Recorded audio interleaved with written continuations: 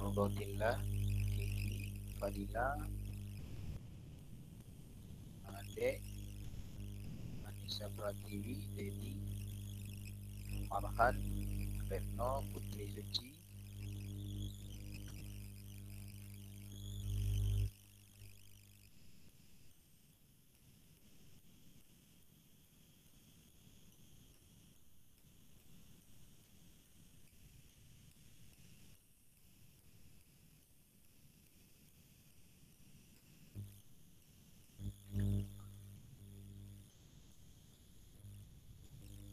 Baik, kita mulai. Nanti yang direkap absennya cuma yang hadir di Google Meet ya.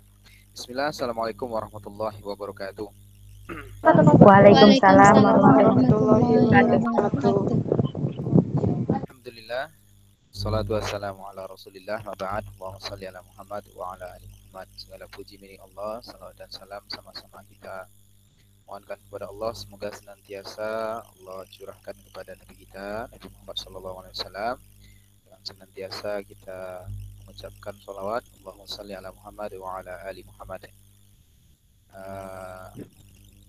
Baik kawan-kawan semua, hari ini kita lanjutkan materi perkuliahan kita tentang puasa ya, dan nanti juga ada pembahasan tentang zakat dan sedekah. Ini dua materi terakhir ya, sebelum kita menghadapi UAS nanti. Baik, jadi kali ini saya akan menjelaskan tentang bagaimana pendekatan bimbingan dan konseling dengan metode Islam ya, metode atau pendekatan Islami ya. Pendekatan Islami di sini kita menggunakan pendekatan syariat yang menjadi rukun dalam Islam ya. Kemarin kita sudah bahas tentang masalah syahadat ya, tauhid. Kemudian yang kedua tentang sholat, dan itu sudah kita bahas, sudah kita diskusikan kemarin. Sebentar ya.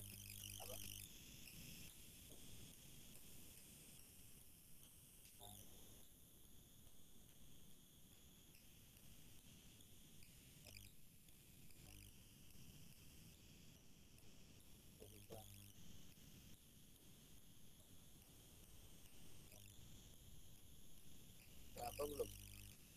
Belum. Puasa apa? Diambil kopi ya, terus coba diganti.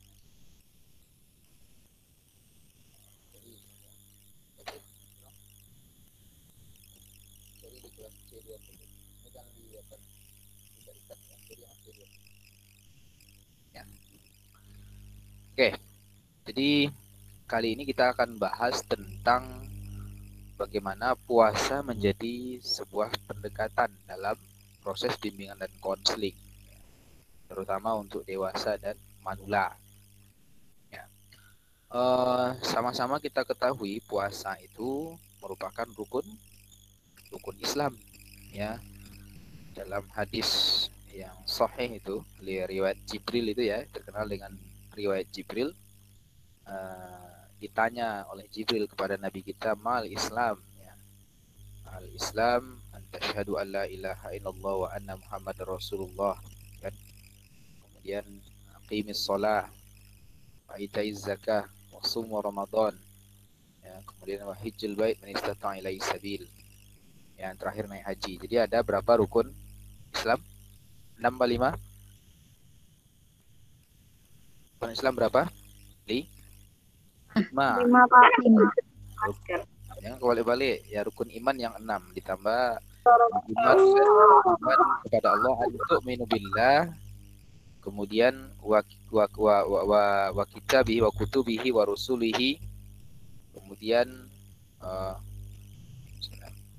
hari akhir, malaikat ya, wa malaikatihi wa kutubihi wa rusulihi, kemudian kepada hari akhir, dan qada dan qadar ya. Jadi pendekatan puasa ini merupakan pendekatan dengan syariat Islam ya, karena puasa merupakan kewajiban dalam Islam. Semuanya wajib puasa Ramadan yang dimaksud di sini ya, bukan puasa sunnah ya. Puasa sunnah itu hanya tambahan Ini puasa Ramadan yang sebulan penuh itu 29 atau 30 hari itu wajib kita laksanakan setiap bulan Ramadan setiap tahunnya.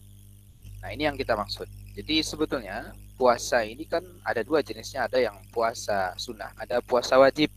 Yang puasa wajib itu selain puasa Ramadan, ada puasa nazar, ya. Puasa nazar. Jadi kalau kita bernazar, ya, kita punya nazar ya, itu wajib puasa. Misalnya saya kalau dapat IPK 4 kumlot gitu ya, saya nazar puasa sebulan misalnya, atau puasa berapa hari misalnya.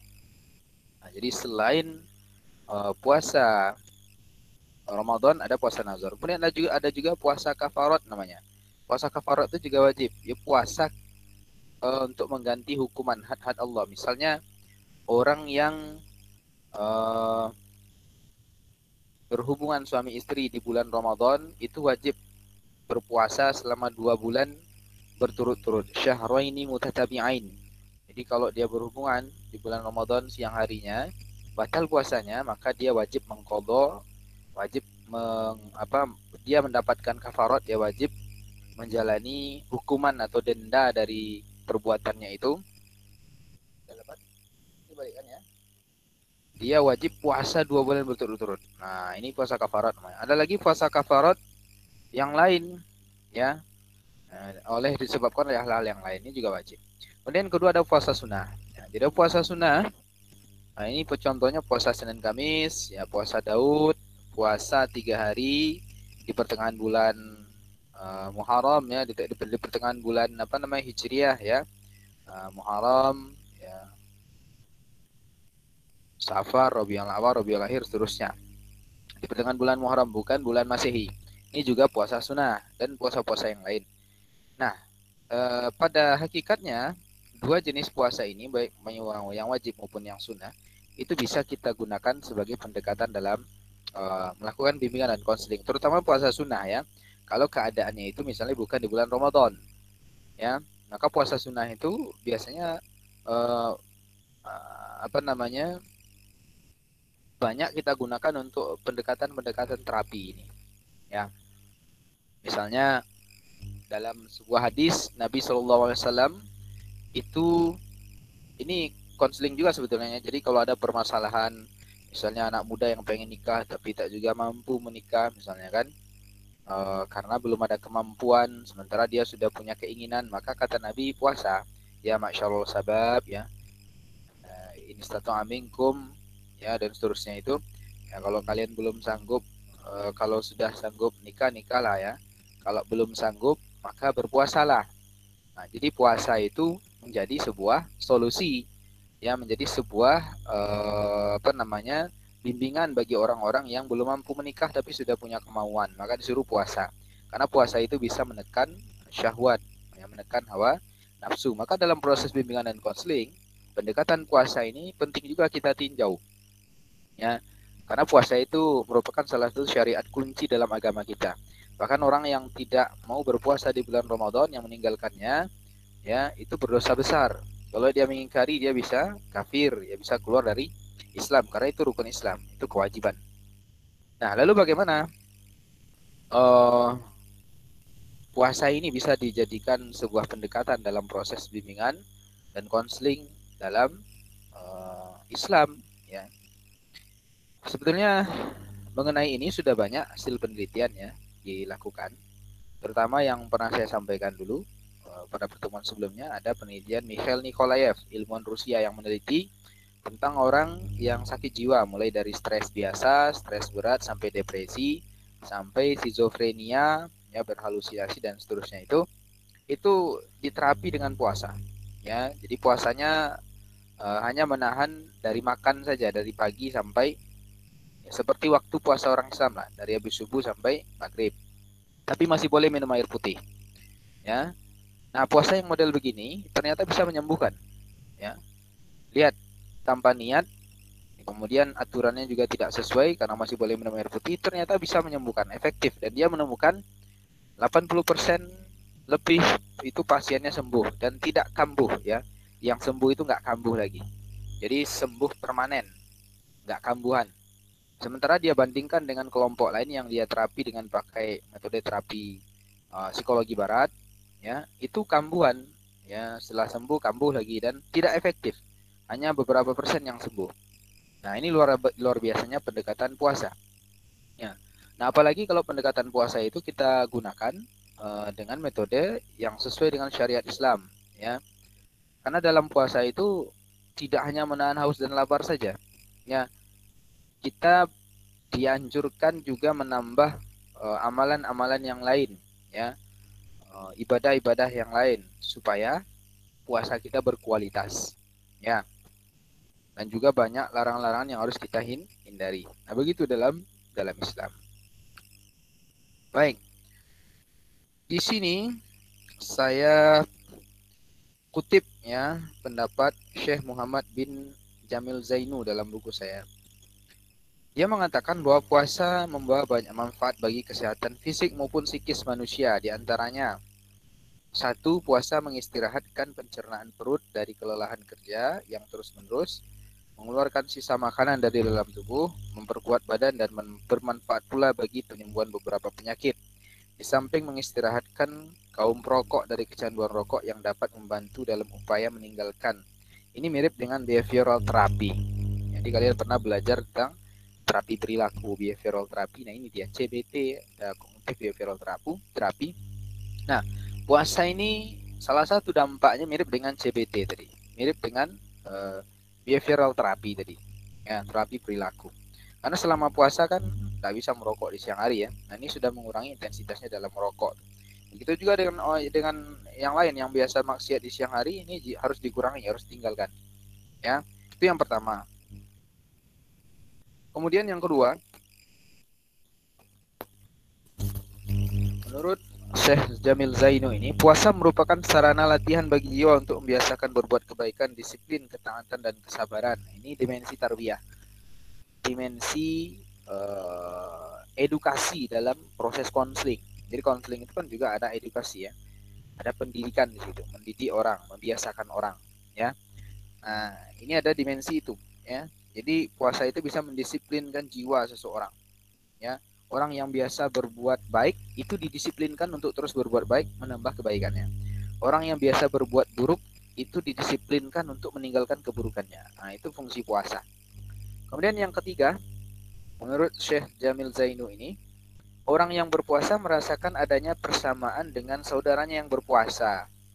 Ya, berbuka bersama, merasakan adanya kesatuan Islam yang menyeluruh, dan merasakan lapar sehingga dapat ikut prihatin terhadap saudara-saudaranya yang mengalami kelaparan dan memerlukan pertolongan. Di sini puasa berfungsi sebagai instrumen untuk mengasah kecerdasan sosial, ya, social sensitivity, jadi kepekaan sosial, ya. Jadi ini penting juga, ya. Kemudian yang keempat, di dalam hadis-hadis Nabi Shallallahu Alaihi Wasallam dikatakan bahwa orang yang berpuasa dengan keimanan dan mengharap pahala dari Allah dan dosa-dosanya yang telah lampau diampuni, ini menyebabkan jiwanya tenang. Ini menyebabkan jiwanya tenang. Apabila ia menambah dengan puasa 6 hari di bulan Syawal, maka puasanya seperti setahun penuh. Jadi ada dampak ketenangan jiwa, ya, kalau kita melaksanakan puasa, karena puasa itu kan suatu kebaikan. Ya, kemarin sudah kita bahas, salah satu tanda dari pahala itu adalah ketika kita mau melakukan suatu kebaikan, setelah itu ada perasaan yang senang, ada kebahagiaan, ada semacam kepuasan. Nah, itulah pahala yang secara kontan kita terima dampaknya. Kalau dosa sebaliknya, setelah kita melakukan sebuah perbuatan, yaitu dosa, ya, maksiat, nah setelah itu hati kita jadi galau, jadi nggak enak, ya, jadi nggak ingin diketahui orang lain, gelisah. Nah, itulah dampak kontan dari dosa. Nah, itu beberapa aspek manfaat dari puasa yang kalau kita sarankan, ya, kalau kita arahkan konseling klien kita dalam proses konseling untuk melaksanakan puasa dengan pendekatan-pendekatan ini, maka ini bisa membantu, ya, dengan dengan izin Allah ini bisa membantu untuk proses penyembuhan klien kita.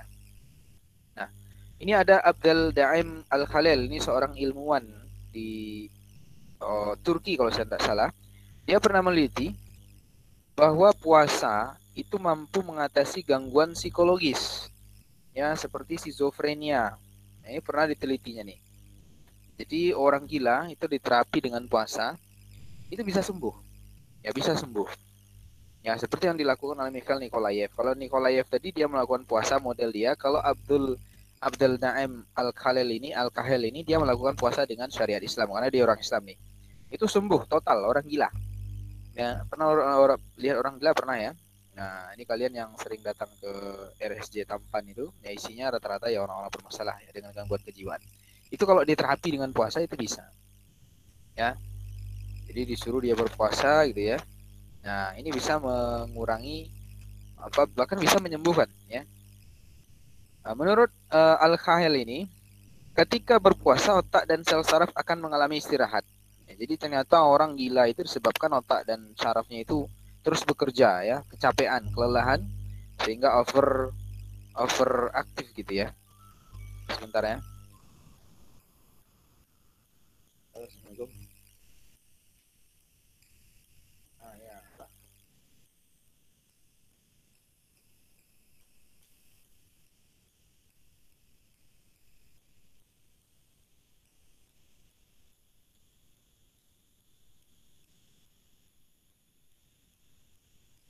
Enggak apa-apa. Enggak, langsung penelitian lagi. Kalau udah 7 ini langsung penelitian. Untuk penguji kan. Dengan penguji dulu. ACC penguji dulu baru nanti minta proyek. Amin. Ya, gitu. Coba minta bawa.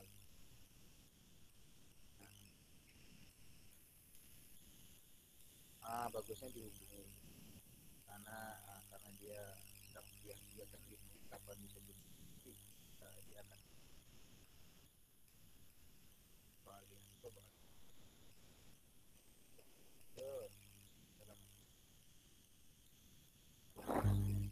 Nah, ini hasil-hasil penelitian itu ya. Kemudian Mikhail Nikolaev yang saya sebutkan tadi, dia manajer dari Fasting Center Internasional. Jadi pusat puasa internasional malah ini dia organisasi yang dia pimpin di Moskow ya, Moscow Psychological Institute. Jadi dia memang mendirikan sebuah laboratorium untuk mengembangkan terapi puasa ini. Nah, ini kan luar biasa. Ini orang bukan Islam ini.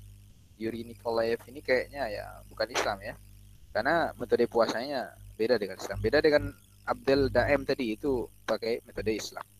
Nah, dia juga membuktikan puasa itu ternyata bisa mengobati semua penyakit ya, penyakit psikologis yang dia tangani, baik yang ringan maupun yang berat. Jadi dalam proses terapi dia, dalam bimbingan dan konselingnya, dia pakai pendekatan puasa ini. Ya. Nah, itu beberapa manfaat puasa dari hasil penelitian. Kemudian hikmah dari puasa. Nah, ini yang perlu kita pahami supaya dalam penerapan pendekatan ini bisa kita maksimalkan pada klien kita. Yang pertama, puasa mendidik kepribadian. Tadi dalam puasa itu ada unsur mujahadah ya, bersungguh-sungguh. Karena kalau nggak bersungguh-sungguh, mustahil kita bisa melakukan puasa. Karena puasa itu kan harus disiplin ya. Sahur harus dari jam sekian, ya harus batasnya ada. Kemudian berbuka harus jam itu kan disiplin itu. Kemudian juga dianjurkan untuk mendisiplinkan ibadah yang lain dan seterusnya itu. Ya, jadi luar biasa membuat puasa. Kemudian puasa itu memupuk kecerdasan sosial. Nah ini banyak hikmah puasa yang berkaitan dengan ini. Jadi gini kawan-kawan, kenapa puasa ini bisa menjadi obat, menjadi terapi ya? Karena salah satu penyebab orang terganggu kejiwaannya, ya bermasalah mentalnya, psikologisnya itu karena tidak peka dengan kehidupan sosial. Karena sosial relationship-nya terganggu. Jadi hubungan sosialnya itu terganggu.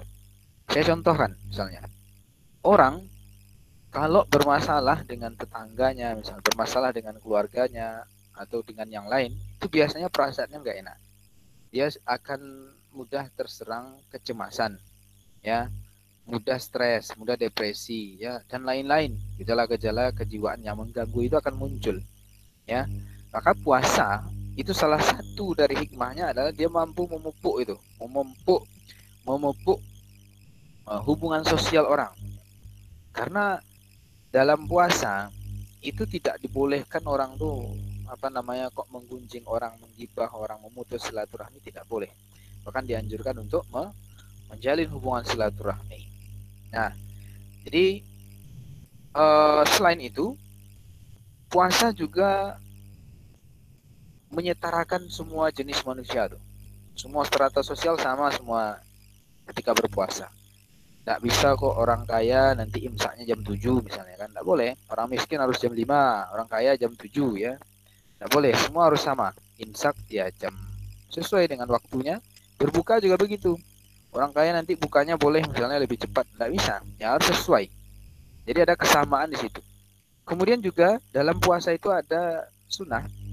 Ada anjuran untuk memberi makan orang yang berpuasa. Dan dibalas ya, diiming-imingi dengan pahala yang sama dengan orang yang dia beri makan itu. Jadi kita memberi makan orang berbuka, puasa, itu pahalanya sama. Nah ini hubungan sosial, ini memupuk hubungan sosial dalam berpuasa. Kemudian juga dalam berpuasa kita disunahkan untuk melakukan banyak kebaikan, termasuk infak di dalam sedekah. Jadi memupuk kepedulian dengan orang lain dengan dalam hubungan sosial kita. Ya, itu yang kedua. Yang ketiga, puasa itu bisa menyembuhkan penyakit jiwa. Nah, ini menurut Subandi, efek positif dari puasa. Ya, Subandi ini psikolog di Jogja ya, UGM ya, dia guru besar, ya, Profesor Subandi. Dia mengatakan efek positif puasa secara fisik dan psikologis telah diakui oleh para ahli. Salah satu diantaranya adalah untuk mengontrol hawa nafsu. Maka untuk tujuan terapi puasa dapat digunakan untuk mengontrol diri dari jenis hawa nafsu tertentu. Jadi memang puasa ini itu disepakati oleh para ahli bahwa ibadah puasa ini dapat mengontrol nafsu ya, syahwat kita. Ya. Kemudian secara ilmiah dan empirik sudah banyak dilakukan penelitian. Ya tadi ada Abdel Kahel tadi, kemudian ada Mikhail Nikolaev ya. Nah, ini sudah membuktikan apa yang dikatakan oleh Subandi tadi. Kemudian dalam puasa menurut Rosita ini juga ada aspek-aspek pengendalian diri. Jadi ada kontrol diri di situ ya. Karena puasa itu bisa meredam amarah ya, melatih kesabaran, kemudian meningkatkan kecerdasan emosional, membentuk kematangan diri ya, konsistensi dan kejujuran ya. Kemudian juga dari penelitian Roshidin, puasa itu mampu meningkatkan kesehatan mental. Nah, jadi banyak sekali manfaat puasa. Ya. Kemudian yang keempat, ya, puasa itu menjadi psikoterapi akhlak tercela. Ya, karena dalam puasa itu kita dilarang untuk berbuat yang mungkar, yang keji ya, yang berbau-bau kemaksiatan itu dilarang, tidak boleh. Karena nanti akan bisa membatalkan puasa atau merusak pahala puasanya, merusak ibadah puasanya. Nah, sehingga orang kalau dia konsisten dengan puasanya ya, maka dia secara tidak langsung itu dididiknya, diterapi untuk mendisiplinkan diri dengan kebaikan sehingga bisa meninggalkan berbagai macam akhlak tercela tadi. Nah, itu hikmah-hikmah puasa yang bisa kita ambil, yang bisa kita pahami dan bisa kita jadikan sebuah pendekatan dalam proses konseling dan bimbingan Islam. Ya, ini bisa dilakukan di mana saja, mau di sekolah, mau di perusahaan, ya, mau di masyarakat, mau di keluarga, ini bisa kita lakukan. Baik, kawan-kawan semua, silakan kalau ada pertanyaan kita diskusikan. Kameranya silakan dibuka. Kameranya silakan dibuka. Cuman satu yang buka kamera. Kamera saya karena rusak. Silakan ada pertanyaan? Kawan-kawan yang lain? Mengenai pendekatan puasa untuk proses bimbingan dan konseling ini? Ada?